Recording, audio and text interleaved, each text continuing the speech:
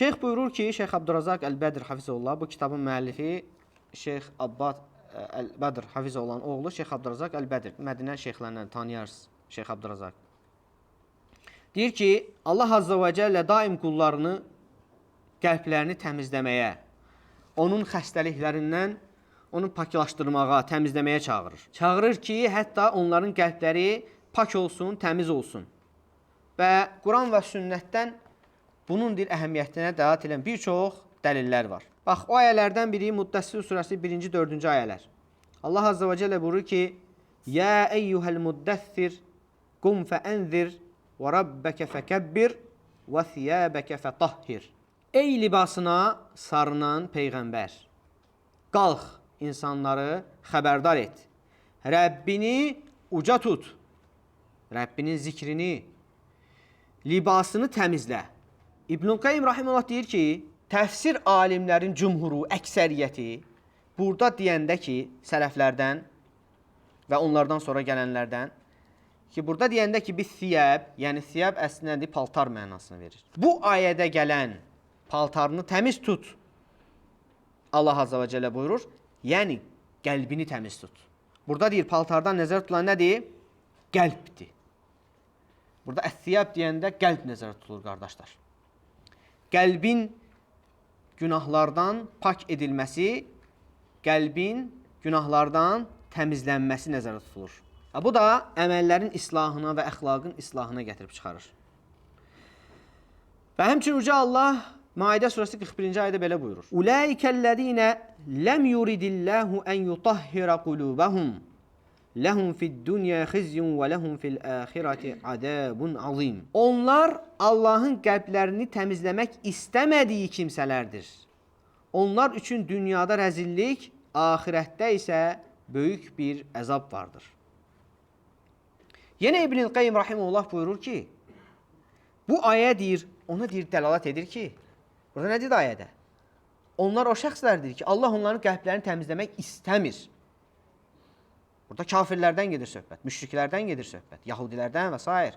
İbn-i Qayyim Rahimullah deyir ki, bu deyir, ona deyir, dəlalət edir ki, qəlblərin təmizliyi, qəlblərin paklanması Allah Azza və Cəllənin istəyinə bağlıdır. Allah Azza və Cəllə Allahın dinini təhrif edənləri, haqqı təhrif edənləri və onların qəlblərini təmizləmək istəmir və təmizləmir. Onlar üçün qəlblərinin təmizlənməsi, paklanması hasil olmur. Çünki onlar nə edirlər? Haqqı təhrif edirlər. Onlar batil söz danışanlardır. Qəlblərini bax o cür kirlədənlərdir. Allah Azza və Cəllə onların qəlblərini təmizləmir. Amma tövbə edərlərsə, haqqa yönələrlərsə şübhəsiz ki, Allah Azza və Cəllə onların da qəlblərini təmizləyər. Amma o hal üzərə qaldıqları müddətcə Allah Azza və Cəllə onların qəlblərini təmizləmir, təmizləmək istəmir. Bax, ayədə Allahın qəlblərini təmizləmək istəmədiyi kimsələrdir onlar. İstəmir onların qəlblərini təmizləsin. Və onlar üçün dünyada rəzillik, axirətdə isə böyük əzab var.